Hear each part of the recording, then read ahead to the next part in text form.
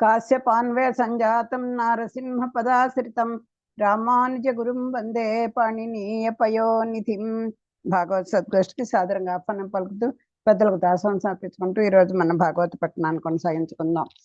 హిరణ్యకశిపుడు పెట్టేటువంటి బాధల్ని తాళలేక దేవతా సమూహం అందరూ కూడా బ్రహ్మగారి దగ్గరికి వెళ్ళి వేడుకోవడం, ఆయన కూడా ఏమి చేయలేని పరిస్థితి అయిపోతే ఇంకా ఎంతకాలానికి వాళ్ళకి దాస్య విముక్తి అవ్వకపోవడం చేత వాళ్ళందరూ కూడా ఒక రహస్యంగా ఒక మీటింగ్ పెట్టుకున్నారు. ఓ సమావేశాన్ని పెట్టుకొని ఈ దాస్య విముక్తికి ఆలోచించాలి అని అనుకున్నారు.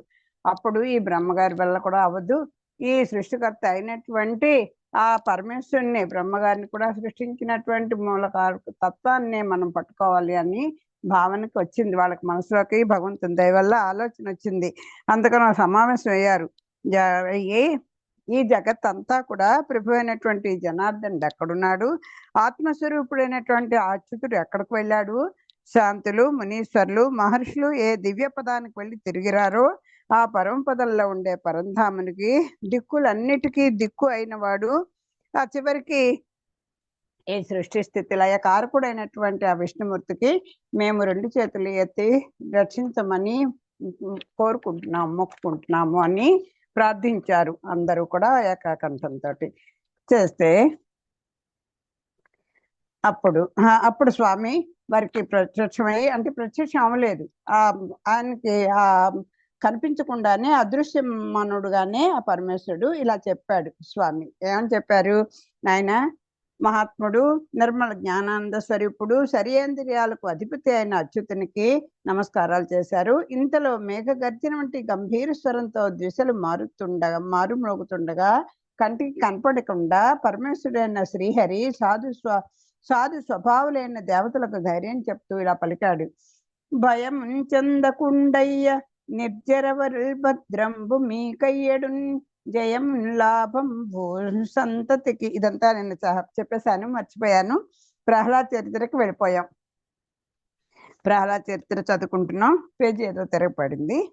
ఆ ప్రహ్లాద చరిత్రలో ఈ హిరణ్యకశిపుడు సర్వభోగ భాగ్యాలతోటి ఆ లీలాదేవితోటి లీలావతితోటి హాయిగా సౌఖ్యాలు అనుభవిస్తున్నాడు. ఈయనకి విచిత్రమైనటువంటి 4 కొడుకులు కలిగారు. వారిలో ఒక ప్రహ్లాదుడు అతి భక్తియుక్తుడు, భక్తులలో మొదటగా ఎన్నదగిన వాడై చిన్నప్పటి నుంచే అలా ఉన్నాడు. పానీయములు త్రాగుతున్నా, ఏం చేస్తున్నా పానీయంబులు త్రావుచున్ కుడుచుచున్ భాషించుచున్ హాసలీలా నిద్రాదులు చేయుచున్ తిరుగుచున్ లక్షించుచున్ సంతత శ్రీ నారాయణ పాద పద్మయుగళీ చింతామృతాస్వాద సంధానుండై మరచన్ సురారిసుతుండు ఏ తద్విస్మమున్ భూవర. ఈ ప్రపంచాన్ని మర్చిపోయాట, తాగుతూ తిరుగుతూ నడుస్తూ ఆటలాడుకుంటూ అన్నిట్లో కూడా అంతటా అన్ని చేష్టలు కూడా మర్చిపోయి అన్నిట్లోనూ ఆ పరమాత్మతోటే ఆనందాన్ని అనుభవిస్తున్నాడు. ఆయనకి ఆ స్వామితోటి ఒకసారి స్మరణకి కానీ ఆ స్వామి వస్తే ఏడుస్తూ కూర్చునేవాట. ఆ హరిభక్తి నిండిపోయినటువంటి ఆ మనసు కనుక విష్ణు కీర్తనలనే గానం చేస్తూ ఉండేవాట. విష్ణువే తప్ప ఎవరు లేరిని గట్టిగా వాదిస్తూ పక్క నవ్వేవాడు. ఒకసారి కమలాక్షుడు అనే పెన్నిధిని కన్నులారా చూచాను అంటూ గంతులు వేసేవాడు. మాధవ మధుసూదన అని మైమరిచి పిలుస్తూ అంత పుష్పాలు రాలుస్తూ భక్తితో పులకించిపోయేవాడు. ఒక్కసారి కళ్ళు మూసుకొని ఒక చోట నిర్లిప్తంగా నిల్చొని ఉండేవాడు. ఏమి అలాగా బ్లాంక్ మైండ్ తోటి అలా ఒక్కడు నిల్చొని ఉండేవాట. ప్రహ్లాదుడు ఏ పని చేసినా, ఎలా ప్రవర్తించినా, ఏం చేస్తున్నా సరే సర్వకాల సర్వావస్థలలో ఆ ఋషికేశుని ఆరాధన ఎందే అతని మనస్సు లగ్నమై ఉన్నదిట. ఇలా ఉంటే అప్పుడు ఇట్లు పూర్వజన్మ పరభాగత సంసర్గ సమాగతం బైన ముకుంద చరణారవింద సేవాతిరేకంబున నఖర్వ నిర్వాణ భావంబు విస్తరించుచు అప్పటికి దుర్జన సంసర్గ నిమిత్తంబునంత తన చిత్తంబు అన్యాయత్తంబు కానీక నిజాయత్తంబు చేయుచు అప్రమత్తుండును సంసార నివృత్తుండును బుధ జన విధేయుండును మహాభాగధేయుండును సుగుణమణి గరిష్ఠుండును పరమ భాగవత శ్రేష్ఠుండును కర్మ బంధలతాల విత్రుండును పవిత్రుండును అయిన పుత్రుని యందు విరోధించి సుర విరోధి అనుకంపలేక చంపబంపెనని పలికిన నారదునకు ధర్మరాజిట్లనియే. ఇలా ఉంటే అసలు తనకి ఆ శ్రీహరిని పట్టి చంపాలి, ఎలా అయినా సరే ఆ వరాహ రూపంలో వచ్చి మాయ చేసి మోసం చేసి నా తమ్ముడిని హతమార్చాడు కనుక అని కదా వైరం పెట్టుకున్నాడు ఈ హిరణ్యకశిపుడు. అంచేత ఈయనకి ఈ 24 గంటలు కూడా ఈ పిల్లవాడిని పలకరించినా చేసినా ఏం చేసినా అతని మనసు మాట చేత అన్ని కూడా మనోవాక్కాయకర్మలన్నీ కూడా ఆ స్వామినే స్మరిస్తూ ఉంటే తట్టుకోలేకపోయాడు ఆ హిరణ్యకశిపుడు. ప్రహ్లాదునికి పూర్వజన్మలో మహాభక్తులతో మంచి స్నేహం ఉండేది. ఎందుకండి ఇలా వచ్చింది అంటే పూర్వజన్మ కర్మానుసారమే అది కొంచెం ఉంటే భగవంతుడు పుణ్యం ఏదైనా మనం ఇంత చేసుకుంటే 10 రెట్లు పెంచి దాన్ని 100 రెట్లు పెంచి అలా తను లెక్కలు వేసుకుని ఇంకా ఇంకా ఇంకా ఇంకా చూడండి, బాగా రాసిన పిల్లవాడికి ఆ టీచర్ దిద్దేటప్పుడు రైటింగ్ బాగుందనో, ఎక్కడ చక్కగా కామాలు ఫుల్ స్టాప్లు అన్నీ పాటించాడనో, వాక్య నిర్మాణం బాగుందనో అంతా రాసినా సరే ఎలా తగ్గించాలని ప్రయత్నం చేద్దామన్నా కూడా పోలే పాపం చాలా బాగా రాశాడు అంటూ ఇంకో 6 మార్క్ ఎక్కువ వేస్తుంటారు చూడండి. అలాగా ఈ స్వామి అసలు నాస్తికుడే, ఒక్కసారి కూడా భగవంతుని తలిచే బుద్ధి లేని వాడికి కూడా అనుకోకుండా ఏ కోవిళ్ళకో తన చెప్తుంటారు పెద్దలు, తన ఆవో తన వస్తువో ఏదో ఆ కోవిల్లోకి ఆ ఆవు పరిగెట్టి పెడితే దాన్ని పట్టుకోవడం కోసం ఆ కోవిల్లో ఒకసారి అడుగు పెడితే కోళ్ళే నా గుళ్ళోకి వచ్చాడు అని అనుకొని మార్కులు వేసేసుకుంటాట. అలాగే నిగమ శర్మ కథ కూడా మనకు తెలుసు కదా, అతను అంతే కదా. శివరాత్రి నాడు ఆయన ఆ దొంగిలి దాన్ని లోపలికి పెడితే అక్కడ చీకటిగా ఉందని తను ఆ సిగరెట్లు ఏవో కాల్చుకునేటువంటి అగ్గిపుల్లతోటి అక్కడ ఒకసారి దీపం పెట్టడం చేస్తే ఆయన స్వామిని చేరుకున్నాడు అని చెప్తారు కదా. అలాంటిది అలా మార్కులు వేసేస్తాడండి స్వామి. ఈ ప్రహ్లాదుడికి ఇంత మంచి గుణం ఎలా వచ్చింది అంటే ప్రహ్లాదునికి పూర్వజన్మలో మహాభక్తులతో మంచి స్నేహం ఉండేది. ఆ పూర్వజన్మ వాసన వల్ల ఈ జన్మలో కూడా శ్రీహరి పాదార విందాల మీద భక్తి ఏర్పడింది. అందువల్ల చెడ్డవారు చెంతనే ఉన్నా కూడా చిత్తాన్ని అచ్యుతి మీద నుంచి అతడు మరల్చలేదు. ఎంత ఎంత ఈయన్ని ప్రలోభ పెట్టినా సరే అతని మనసు మాత్రం ఆ స్వామి మీదే ఉంది. చాలా జాగ్రత్తగా సంసార బంధాలలో చిక్కుకోకుండా ఉండేవాడు. ఎన్ని అసలు తప్పించుకుందా అంటే లేదు. సుఖం ఎక్కడుంది అంటే ఆ తండ్రి సంస్థానంలోనే. అయినా కూడా ఆ బంధాల్లో చిక్కుకోకుండా పెద్దలంటే గౌరవం ఉన్న గుణవంతుడు అతడు. లతలను కొడవలతో కోసినట్లు కర్మ బంధాలను ఛేదించి వేసిన గనుడు ఆ ప్రహ్లాదుడు. చూడండి, ఒక పెద్ద మానుని కొట్టేయాలంటే గొడ్డలు కావాలి. పెద్ద గొడ్డలు ఉండి చాలా ప్రయత్నం చేసి చాలా శ్రమ పడితే గాని కొట్టలేం. ఒక లతని తుంచేయాలంటే ఊరికే ఇలా గోడతో గిలినా పడిపోతుంది కదా. పోనీ లతల సమూహం ఉందనుకోండి, పెద్ద పొదల్లాగా ఉన్నాయనుకోండి, వాటిని కూడా చిన్న కొడవలతో కోసేస్తే సరిపోతుంది. అలా ఛేదించేసేటండి కర్మ బంధాలన్నిటినీ కూడా. దాంట్లో చిక్కుకోలేదు. ప్రతిదీ కూడా నాది నాకు అనుకుంటూ ఉండలేదు. ఆ అహంకారం లేదు, మమకారం లేదు. ఆ రెండు ఉన్నప్పుడే కదా ఈ బంధం, ఈ వ్యామోహం ఏర్పడుతుంది. వాటన్నిటిని కూడా ఒక లతని తుంచి వేసినట్టుగా అనాయాసంగా ఈ కర్మల నుంచి బయటపడిపోయాడు ప్రహ్లాదుడు. అటువంటి భక్తుడైన పవిత్రుడైన పుత్రుని మీద రాక్షసరాజు అయిన హిరణ్యకశిపుడు విరోధం పెంచుకున్నాడు.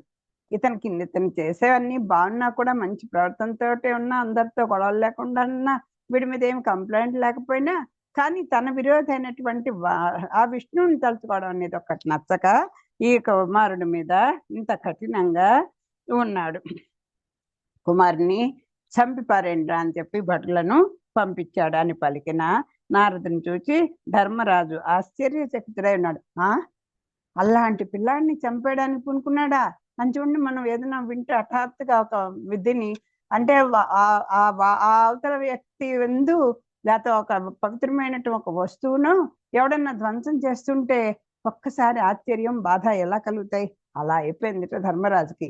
ఇలా అడుగుతున్నట్ట నారదుల వారిని, పుత్రుల్ని నేర్చిన నేరకున్న జనకుల్ పోషింతురెల్లప్పుడు మిత్రత్వంబున బుద్ధి చెప్పి దురితోన్మేషంబు వారింతురు ఏ శత్రుత్వంబును తలంపరు అట్టి ఎడ ఆ సౌజన్య రత్నాకర కరుణ్ పుత్రున్ లోక పవిత్రున్ తండ్రి ఎగులున్ పొందింప ఎట్లే చూడండి. చూడండి, ఎవరన్నా ఈ 5 వేళ్ళు ఎలా అయితే సమంగా లేవో మన బిడ్డల్లో కూడా అందరూ ఒకే ప్రవృత్తి కానీ, ఒకే మనస్తత్వం కానీ, ఒకే రూపురేఖలు కానీ, ఒకే ఆలోచన విధానాలు కానీ, అలాగే వాళ్ళ జీవిత విధానం కూడా అందరూ ఒకలాగే ఉంటారని కానీ ఏమీ అనుకోలేరు. అయినా కూడా ఓ అవిటివాడు ఉంటాడు, ఓ గుడ్డివాడు ఉంటాడు, చెవిటివాడు ఉంటాడు, లేకపోతే పాపం మతి స్థిమితం లేని పిల్లలు ఉంటుంటారు. ఇప్పుడు చూస్తుంటాం రకరకాల తలలు కలిసిపోయి, మెడలు కలిసిపోయి, కాళ్ళు పిల్లలకి ఒకరికొకళ్ళు కలిసిపోయి, అలాంటి బిడ్డల్ని కూడా తల్లిదండ్రులు ఏమన్నా విసిరేస్తారా చెప్పండి? అంత ప్రేమగాను అన్ని విధాల సౌకర్యంగా ఉన్న పిల్లవాడిని అంతే ప్రేమతో చూస్తారు. అయ్యో ఈ పిల్లవాడు ఇంకా అవిటివాడు కదా, వీడు నా మీద డిపెండ్ అయి ఉన్నాడు కదా అని ఇంకా కాస్త ఎక్కువ చేస్తాడు. ఇక్కడ అవితనం కాదు, ఇక్కడ ఏమిటి అన్నీ తెలుసు, కానీ వాడు చదువు రాదు.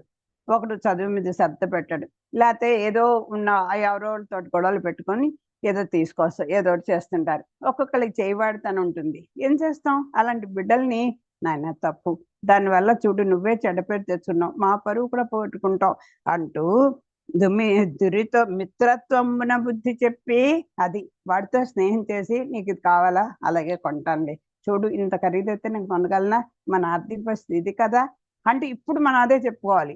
చేతి పిల్లవాడికి కూడా ఓ మంచి ఫోన్ కొనకపోతే కోపం, ఇంకా కాస్త తల్లిదండ్రులు కాస్త బాగానే ఉన్నారులా తినడానికి ఉన్నానికి ఇంగ్లాండ్ తోచిందంటే ఏ బుల్లెట్ బండో కావాలంటాడు. ఇవ్వలేమంటే చాలు ఊరి వేసేసుకోవడమే, లేకపోతే ఆ తండ్రి ముట్టేసి తీసుకెళ్ళిపోవడమా, లేకపోతే ఎక్కడొకటి చెప్పకుండా అప్పులు చేసేసి మళ్ళీ ఇంటి మీదకి వాళ్ళని తీసుకురావటం, ఇలాంటివన్నీ జరుగుతున్నాయి కదా. అలాంటి పిల్లల్ని భయపెట్టేసో, కొట్టేసో, తిట్టేసో, వాళ్ళని బయటకు తోసేసో చేస్తే వాళ్ళు అస్సలు లొంగరండి. మిత్రత్వమున బుద్ధి చెప్పి దురితోన్మేషంబు వారిస్తారు. అలాంటి పిల్లలు ఎవరైనా ఉంటే పుత్రులు నేర్వకున్నా, వాళ్ళకి నేర్చినంటే మంచి బుద్ధులు అవ్వచ్చు, చదువు సంఖ్యలు అవ్వచ్చు, గుణగణాలు అవ్వచ్చు. అలా నేర్చుకోకపోయినా జనకులు పోషింతురు ఎల్లప్పుడు. నీకు తిండి పెట్టరంరా, నువ్వు చదువుకోకపోతే నేను ఇవాళ మార్చేస్తా అంటుందా తల్లి? అనలేరు కదా తల్లిదండ్రులు. ఏదైనా కాస్త చెడు మార్గంలో పెడుతున్నాడు అని తోస్తే మిత్రత్వమున బుద్ధి చెప్పి దురిత ఉన్మేషంబు వారింతురు శత్రుత్వంబునాన్ తలంపరు. అలాంటి పిల్లల్ని అలా చూసుకుంటుంటే ఈ తండ్రి ఏమిటండి ఇంత సుగుణాల రాసేనటువంటి ఈ ప్రహ్లాదుని అంత బాధలు పెట్టి చంపేయడానికి ఆజ్ఞ జారీ చేశాడా? ఎలా జరుగుతుంది అలాగా? ఇట్టియడా ఎంత చక్కని పదం వేశారు చూడండి. సౌజన్య రత్నాకర పుత్రున్ లోక పవిత్రున్ తండ్రి ఎగులున్ పొందింపన్ ఎట్లోర్చెను. అసలు ఎగులు అంటే ఇక ఏంటి, కష్టపెట్టడం, హింసించడానికి అతని మనస్సు ఎలా ఒప్పింది స్వామి అని అడుగుతున్నాడు ధర్మరాజు. పరమ పవిత్రుడైనటువంటి అతను ఏమన్నారు? సౌజన్య రత్నాకరుండు. రత్నాకరం అంటే ఏంటి? రత్నాలకు ఆకరమైనది సముద్రం. అలాంటి ఆ సముద్రంలో వచ్చేటువంటి రత్నాలు ఇక్కడ లెక్క ఉండవుట. ఎన్ని రత్నాలు ఎన్ని సంపాదించుకున్నా ఎన్ని ఉంటాయో అసలు ఎవరు చెప్పలేట. ఇదేంటి యాదవాభ్యుదయంలో వేదాంత దేశకులు చెప్తారు. అలాగా భగవంతుని యొక్క గుణగణాలను కూడా అంత లెక్క పెట్టడానికి వీలు కానటువంటి అంత నిధి ఆయనలో ఉన్నట, గుణాలు అనేటువంటి నిధి.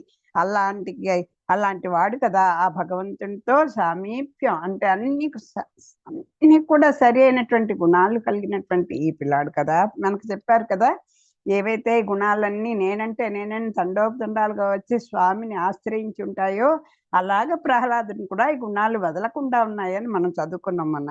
అదే అనుకో ఇక్కడ. అందుకని ఆ పదం రత్నాల వంటి గుణాలు ఉన్నవాడు కదా, అంత పరమ పవిత్రమైన పుత్రుడిని కన్నందుకు మా పూర్వజన్మ పుణ్యం అండి, నిజంగా ఇలాంటి బిడ్డ మా కడుపున పుట్టాడండి అని చెప్పుకునేటువంటి తల్లిదండ్రుల అదృష్టం కదండి. ఏం చేస్తామండి, ఏం చేసామో పూర్వజన్మ కర్మ అనిపించే తప్పదు కదా అని అనిపించుకుంటామా? ఆ జన్మ ఇచ్చిన తల్లిదండ్రులకి అమ్మయ్య వీడి వల్ల కాస్త నేను నిశ్చింతగా ధైర్యంగా ఉన్నాను అనిపించుకుంటామా? అది మన ప్రవర్తన బట్టి చూసుకోవాలి. అంత పరమ పవిత్రుడైన పుత్రుని కన్నందుకు సంతోషించకపోగా, పోన్లే అసలు సంతోషం వద్దు ఏమొద్దు, అంత ఆ, దీనిగా ఉండొచ్చు కదా. అంత హింసించడం ఎందుకు? హింసించడానికి అతని మనసు ఎలా ఒప్పింది స్వామి అన్న. పాలున్ ప్రభావిశాలు విశాలు హరిపాద పయోరుహ చింతన క్రియాలోలున్ కృపాళు సాధు గురు లోక పదానత పాలు నిర్మల శ్రీలు సమస్త సభ్యనుత శీలు విఖండిత మోహన వల్లికాజాలు అదేలా తండ్రి వడిన్ చంపంగ చంపే మునీంద్ర చెప్పవే. అది అటువంటి పుత్రుని కన్నా తండ్రి ఆలోచించకుండా చంపాలని అనుకున్నాడా? ఆశ్చర్యంగా ఉందే. అది ఎలాంటి వాడు? ఎన్ని ఎన్ని ఎన్ని చెప్పుకున్నా తరగదండి. ఆ పోతన గారికి ఎన్ని పదాలు వెతుక్కోగల అలవాటుగా వచ్చేస్తున్నాయి రామచంద్రమూర్తి కటాక్షంతో. మునీశ్వర, బాలుడు ఆ పిల్లవాడు, ఆ ప్రహ్లాదుడు ఎటువంటి వాడో చెప్తున్నారు. ఆ ప్రహ్లాదుడు బాలుడు, చిన్న పిల్లాడనైనా కొంచెం వయసునైనా పుట్టాలి కండి. 4 దెబ్బలు వేస్తే వాడు తట్టుకోగలడో లేడో, గప్పున ప్రాణం పోతుందో అలాగని ఆలోచించాలి కదా. బాలుడు, ఇంకా ప్రభావిశాలుడు, చాలా బుద్ధిమంతుడు, చూడ చక్కని వాడు, దయాశీలుడు, హరి పాద పయోరుహ చింతన క్రియాలోలుడు, తామర పూల వంటి శ్రీహరి పాదాలనే మనసులో తలుచుకుంటూ ఉండేవాడు. నిరంతరం అతనికి అదేంటి నీళ్లు, నిద్ర, పడక సమస్త అన్నీ కూడా ఆ భగవంతుని మీదే కదా ఉంది. అవే కదా ఆయనకి ఆ శ్రీహరి పాదం, తామర పూలు వంటి శ్రీహరి పాదాలనే కదా మనసులో తలుచుకుంటూ ఉండేవాడు. ఇంకా ఏంటి, పోనీ అది ఇంటి దగ్గర, మరి గురుకులల్లోనూ సాధు గురు లోక పదానత ఫాలు, ఆ గురుజనులకు అది కావాలండి. ఆ వినయం కనుక ఉంటే ఎప్పుడైనా ఎదిగిన కొద్దీ వదగమ్మని అని పాటల్లో చెప్తారు కదా. ఎప్పుడైతే తల వంచుకొని ఉంటాడో, తల ఎగరేసినంతసేపు మనం ఎప్పుడు కూడా ఉన్నతికి వెళ్ళలేమండి. ఎప్పుడు తల ఎగరేస్తాం? నాకు తెలిసిన విషయం, నేను చూసుకుంటాలే, నేను చేసుకుంటాలే అని కదా తలెత్తి అంటాం ఎవరితోనే పెద్దలతో. చూడండి, అదొక్కటి కనుక మనం మనసుకుంటే మనకే మనం ఎలా ఉండాలో తెలుస్తుంది. వినండి, చేస్తామో చేయమో అది వేరే విషయం. అతడు గురుజనులకు తల వంచి నమస్కరించేవాడు. అవతల గురువు నీకన్నా జాతికతో, లేకపోతే నీకన్నా సంపదలోనో, నీకన్నా పోనీ పాండిత్యంలోనో నువ్వే తెలివైన వాడు అయ్యవచ్చు. నా గురువుకి అంత తెలివితేటలు లేకపోవచ్చు. అంత మాత్రం చేత వాళ్ళని ఆచరిస్తానని పోగొట్టకండి. అతనికి ఈ ప్రహ్లాదుని చూసి మనం ఏం నేర్చుకోవాలి? గురుజనులకు తల వంచి నమస్కరించాలి. తర్వాత ఇంకా ఇవన్నీ ఎప్పుడైతే ఉన్నాయో ఆటోమేటిక్ గా గొప్ప తేజస్సు వస్తుంది కదా. సజ్జనులచే నృతింపబడేవాడు. దుర్జనులు కూడా సంతోషించినటువంటి, దుర్జనులు అంటే ఇక్కడేం కాదు, విరోధులు కదా, రాక్షస పిల్లవాడి తను. సజ్జనులు అక్కడ దేవతా కోటి, వాళ్ళందరూ కూడా అయ్యో ఇది మనకి విరోధమైనటువంటి, మనకు అపకారం చేసినటువంటి ఈ హిరణ్యకశిపుడి పిల్లాడు కదా అనుకోలేదు కదా. సభల్లో ఎప్పుడు కూడా దేవతాగణందరూ కూడా అబ్బా ప్రహ్లాదుడంత అలాంటి వాడిని ఎక్కడ చూడలేదమ్మా అని చెప్పుకునేవారు అని విన్నాం కదా. అంచేత అలాంటి సజ్జనుల చేత నృత్యింపబడేవాడు, కోరికలను జయించిన వాడు, ఎన్ని భోగాలన్నా ఆ ఇంద్రియాలన్నట్టు వైపు వెళ్ళనివ్వలేదు. అటువంటి సుపుత్రుని కన్నా ఆ తండ్రి ఆలోచించకుండా చంపాలని అనుకున్నాడు. ఆశ్చర్యంగా ఉందే. అంటే నారదుల వారిలా చెప్తున్నారు, లభ్యం వైన సురాధిరాజ పదమున్ లక్ష్యంపడశ్రాంతం సభ్యత్వంబుననున్నవాడు అబలుండై జాడ్యం ఉన్నవాడు బలుండై జాడ్యంబుతో వీడు విద్యాభ్యాసమునంగాని తీవ్రమతి గాంచండంచున్ విచారించి దైత్యభ్యుండు ఒక్క దినంబునన్ ప్రియసుతుల్ వీక్షించి సోత్కంఠుడై. ఈయనకి ఇంకా మిగతా 3 పిల్లలు ఉన్నారు కదా, వాళ్ళందరినీ కూడా ప్రియసుతున్ వీక్షించి, ఒక్కనాడు ప్రియసుతున్ వీక్షించి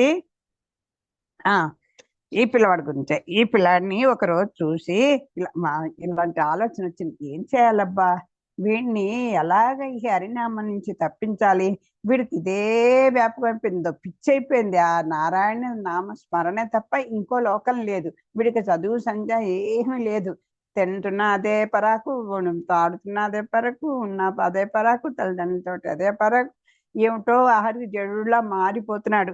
ఏం చేయాలి, వీడికి ఏదో ఒక యావిగేషన్ పెట్టాలి. మనం కూడా చూడండి, పిల్లలు అలా టైం వేస్ట్ చేస్తుంటే మనకి డబ్బున్నా లేకపోయినా ఒక వైలెన్కో ఒక దీనికో ఆడపిల్ల ఏదో ఒక ఇంకొక డాన్సులకో పాటలు ఏదో ఒకటి దాంట్లో ఒక మనం పెట్టేస్తూ ఉంటాం. ఎందుకని, మనకి డబ్బులుండి కాదు, వాళ్ళు కాస్త ఆ టైంని సద్వినియోగం చేసుకుంటారేమో అన్న ఆశతోటి. అలాగట ఈ హిరణ్యకశిపుడు కూడా వీడికి ఏం లేదు, కాస్త చదువు స్కూల్లో పడేయాలి, పడేస్తే అప్పుడేమన్నా స్కూల్ అంటే లేదు కాదు కదా, గురుకులాలే కదా, అంచేత ఎక్కడొక్కడ చదువు కోసం పెట్టేయాలి, పెడితే కాస్త వీడి బుద్ధి మారుతుంది అని అనుకున్నాడు. ముందరే చంపేయండి అని ఆజ్ఞ ఇచ్చేసాడని కొసకి చెప్పే పని చేసి చెప్పిన నారదుల వారు ఇలా చెప్తున్నారు అని ధర్మరాజు అడగగానే నారద మహర్షి ఇలా వివరించాడు. ధర్మరాజా, నీవు అన్నట్లే దానవేశ్వరుడు కొడుకును తన మార్గంలోని తీసుకురావడానికి విశ్వ ప్రయత్నం చేశాడు. ఎన్నో ప్రయత్నాలు చేసి పని చెప్పాడు కదా, ఎలాంటి వాళ్ళైనా నేర్చిన నెరవకున్న పుత్రుల్ని మిత్రత్వమును బుద్ధి చెప్పి వాళ్ళని కొంచెం మార్చాలి అని చెప్పాడు కదా, అలాగే చేశాడయ్యా. ఎంత ప్రయత్నం చేశాడంటే హరినామం తలవకుండా చేయాలని విశ్వ ప్రయత్నం చేశాడు హిరణ్యకశిపుడు. చేయకుండా ఉండలేదు. హిరణ్యకశిపుడు ఒకరోజు పుత్రుణ్ణి ప్రేమగా పిలిచి వాని స్వభావం పరిశీలనగా చూచి ఇలా అనుకున్నాడు. ఆ పిల్లాడిని చెప్తారు చక్కని, చాలా మంచి దీంట్లో చెప్తారు పెద్దలందరూ ఈ విషయాన్ని. తీసుకొచ్చాట, ఒళ్ళో కూర్చోబెట్టుకొని ప్రేమగా పిలిచాడు. ఆయన యొక్క స్వభావంతో చూసేశాడు. వీడు సంప్రాప్తించిన స్వర్గరాజ్య పదవిని కూడా లెక్క చేయడు. అసలు వీనికి రాజకాంక్ష ఏమాత్రం ఉన్నట్లేదు. ఎప్పుడు మామూలు వ్యక్తిలాగా దుర్బలుడుగా సోమరితనంతో ఉంటాడు. ఏమిటో ఏది పట్టనట్టు, దేని మీద ఆసక్తి లేనట్టు, దేంట్లోనూ ఉత్సాహం లేనట్టు, ఏదో భోగాలు అనిపించాలి కానీ కనీసం ఆఖరికి స్వర్గం అంతా కూడా ఆ ఇంద్ర పదవిని ఇచ్చినా కూడా వీడి బుద్ధి మారేటం లేడు. వీడికి అసలు ఎక్కడా రాజ్యకాంక్ష ఉన్నట్టే లేదు. అసలు ఇంత లోకాలని తన అధీనంలో పెట్టుకొని సమస్త అణువుని తన అధీనంలో ఉంచుకున్నటువంటి ఈ తండ్రికి ఏమనుంటుంది, అబ్బా మనవాడు కూడా నా అంతటి వాడు అయిపోవాలి, నాకన్నా గొప్పవాడు అయిపోవాలి కదా అని ఉంటుంది. అలాంటి వీడికి ఏమీ ఒక రాజ్యకాంక్ష లేదు. ఎప్పుడు చూసినా ఏదో మామూలు వ్యక్తిగా ఉంటాడు. ఏమిటో సోమరిగా, ఏమిటో దేని మీద ఏ సోమరితనం అంటే ఏంటి, ఎప్పుడు కూడా లేజినెస్, పనిలోనే ఉత్సాహం చూపించకుండా అలాగా తమ గుణంతో ఉన్నట్టు ఉండిపోతూ ఉంటాడు కదా. అలాంటి వాడు అనుకొని రాజకుమారులాగా రాజ్యసంగా పౌరుషంగా ఉన్నాడేమిటి. అసలు వీడు చూస్తే నా దర్పం కానీ, నా హోదా కానీ, నా గర్వం కానీ, నా యొక్క స్వాతంత్ర్యం కానీ, నా యొక్క వేషభాష ఏమీ లేవండి, మచ్చుకు ఇంత పిసరు కనిపించట్లేదు ఇతల్లో అనుకుంటున్నాడు. ఒకవేళ చదువు చెప్పిస్తే మనసు వికసించి బాగుపడతాడేమో, చురుకుతనం వస్తుందేమో అనుకుంటు. వీడికి ఒక పని చేద్దాం, వీడిని ఏదైనా ఒక చదువులో పెడితే కాస్త ఆ గురుకులంలో ఆ పిల్లలందరితో కాస్త ఆటపాట వండుకుంటూ వీడు ఈ కాస్త యాక్టివ్ అవుతాడేమో అనుకున్నాట అని ఆశపడ్డాడు అతను. ఎవరు, హిరణ్యకశిపుడు. చదవని వాడు అజ్ఞుండగు, చదివిన సదసద్వివేక చతురత గలుగున్, చదువంగ వలయుజనులకున్ చదివించెద ఆర్యులొద్ద చదువుము తండ్రి. నాన్న చాలా ప్రేమగా పిలిచాడు, దగ్గరగా తీసుకున్నాడు. వీడి వ్యవహారం అంతా తెలిసిపోయింది. అందుకని అనునయంగా ఇలా చెప్తున్నాడు. కొడుకుని చాలా ముద్దాడి, నాన్న నువ్వు ఇంత చూడు, ఎంత అందంగా ఉన్నావు, ఎంత మంచి లక్షణాలు ఉన్నాయి, నువ్వు చాలా బంగారు తండ్రి కదా, నువ్వు చదువుకున్నావు అనుకో, నీకు ఇంకా బాగా జ్ఞానం పెరుగుతుంది, చదువుకోకపోతే అజ్ఞానిగా ఉండిపోతావు. చదువుకున్న వాళ్ళు చూడు, చదువు రాని వాడు పశువుతో సమానం అంటూ ఏదో బుద్ధులు చెప్పడం మొదలుపెట్టినాడు. బాగా చదువుకున్నావు అనుకో, ఎంత షైన్ అయిపోతావో చెప్తాను చూడు, నీ తెలివితేటలు అమోఘం పెరిగిపోతాయి అని అలా చెప్తున్నాడు. అప్పుడు ఆ చదువు వల్ల ఏమొస్తుంది, విద్య ఏదో విద్యయోత్సంగు చక్కని పద్యం ఉంది సుభాషితాల్లో, చదివే మనకి వినయాన్ని ఇస్తుంది, అన్ని ఇస్తుంది అని చెప్తారు కదా. మంచి చెడు అనేటువంటి వివేకం కూడా కలుగుతుంది. మనిషి అయిన ప్రతివాడు తప్పకుండా చదువుకోవాలి. పశువులాగా ఉండిపోతే ఏం బాగుంటుంది చెప్పు, మన మానవులం కదా, చక్కగా చదువుకోవాలి కదా. అని చెప్పి చెప్తున్నాడు. అంచేత నిన్ను గురువుల దగ్గర పంపిస్తాను, చదువుకో నాయనా అని బుజ్జగించి చెప్పాడు.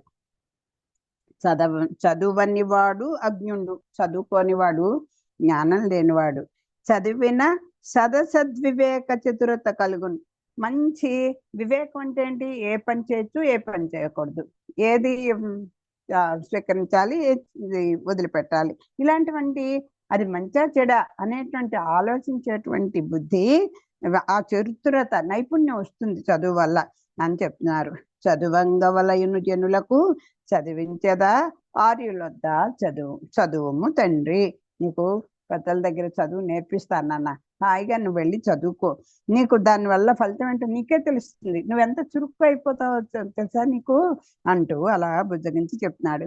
అని పలికి అసురులో ఒక పురోహితుండును భగవంతుండును అయిన శుక్రాచార్య కొడుకులన్ ప్రచండ వితర్కులన్ చండామార్కులన్ రావించి సత్కరించి ఇట్లనే వాళ్ళకి ఈ ఈ పురోహితులందరూ అంటే ఈ రాక్షస కులానికి రాజు ఎవరు? శుక్రాచార్యులు కదా. ఆ శుక్రాచార్యుల యొక్క కుమారులు ఇద్దరున్నారు. నీతి శాస్త్ర విశారదుడు రాజగురువు. శుక్రాచార్యులే ఎంత గొప్పవాడో అందరు చెప్తున్నారు. ఆ ఆచార్యుడిగా స్థానంలో ఉన్నవాడు తక్కువ వాడు అవడు కదా అని నీతి శాస్త్ర విశారదుడు రాజగురువు శుక్రాచార్యుని కొడుకులను పిలిపించాడు. వారి పేర్లు చండు అమర్కుడు. చండామార్కులు అంటారు, వీళ్ళిద్దరిని కలిపే చెప్తారు పేర్లు ఎప్పుడు కూడా. వాళ్ళు తర్క విద్యలో బాగా ఆరితేరిన వాళ్ళు. ఏదన్నా ఒక చర్చకి దిగితే ఇంకా వాళ్ళతో తర్కాన్ని దిగిపోకు అంటాం కదా, వాదిస్తారు. భగవంతుడికి అదేంటి గుణాలు లేవు అన్నారు అనుకోండి, అవును లేవు, నిజమే. ఎందుకు లేవు? ఎలా లేవు? లేవు, నిజమే, మీ మాట కరెక్టే అంటే చెడ్డ గుణాలు లేవు. అలాగా అవతల వాడు వీళ్ళ మాటకి లొంగిపోయేట్టుగా వాళ్ళు తర్క విద్యలో గొప్ప ఆరితేరినారు.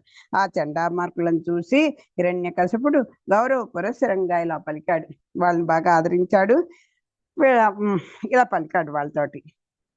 అంధ ప్రక్రియనున్న వండు పలుకండు అస్మత్ ప్రతాప క్రియాగంధం వించుకలేదు.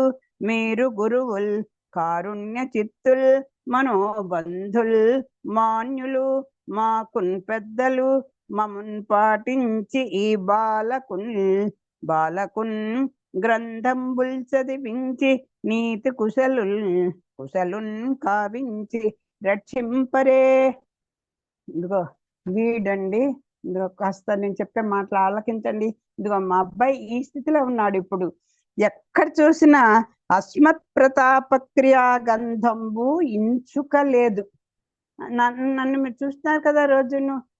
నాలో ఉన్నటువంటి లేస మాత్రపు గుణమైనా సరే, ప్రతాపం కానీ, నా వేషభాష కానీ, నా భోగభాగ్యాల అనుభవంలో కానీ అసలు ఎటు చూసుకోండి, ఏది కూడా మచ్చుకైనా వెతుకుదా అంటే లేదు.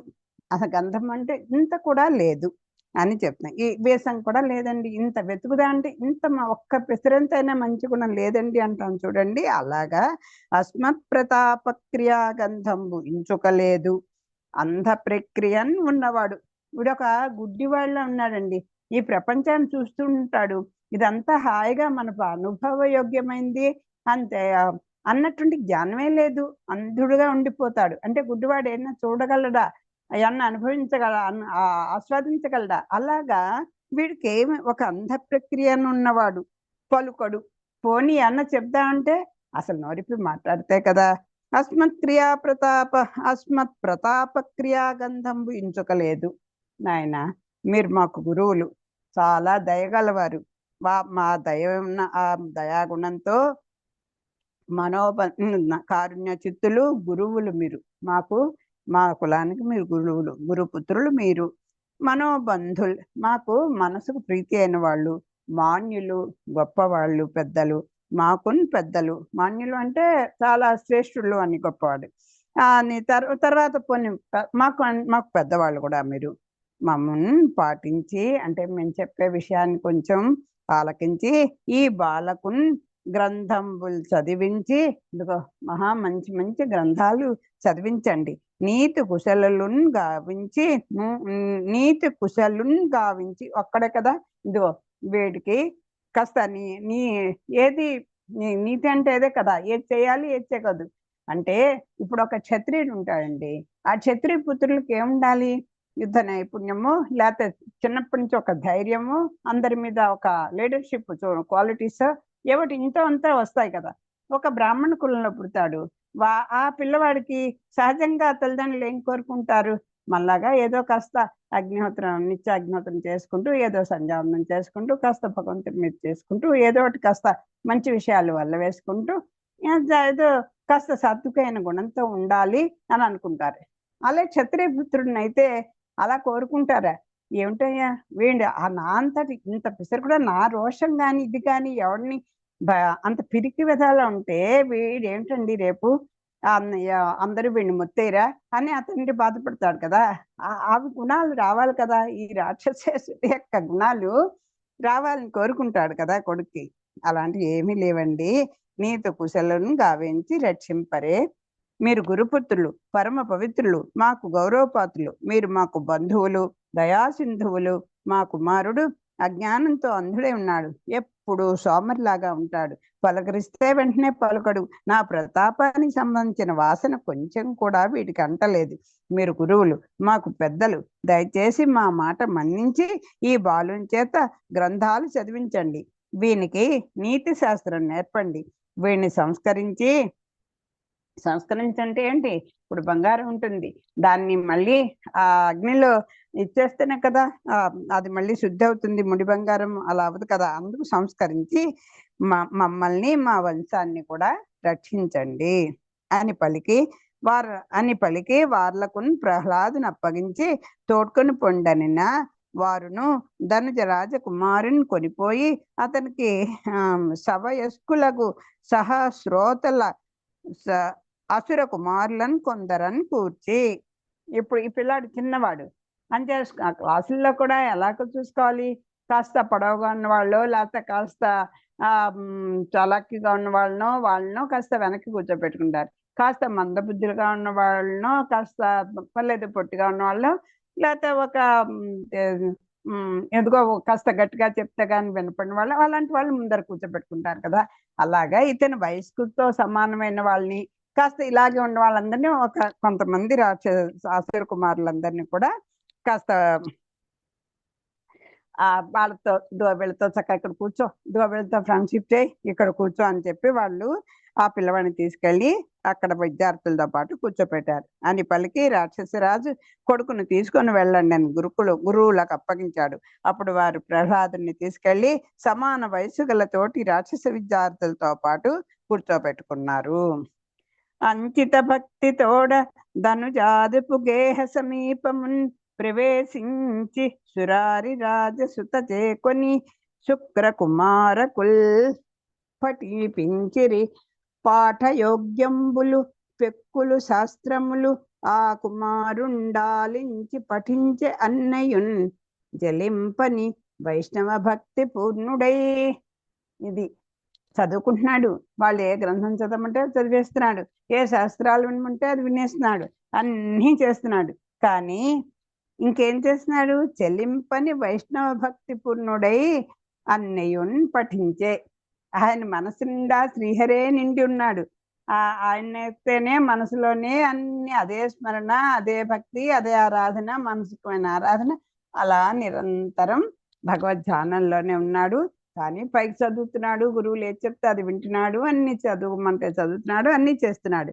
మహారాజ సౌధం సమీపంలో ఉన్న విద్యాభవనంలో ప్రత్యేక శ్రద్ధ తీసుకొని చండామార్క గురువులు బాలుణ్ణి చదివించసాగారు.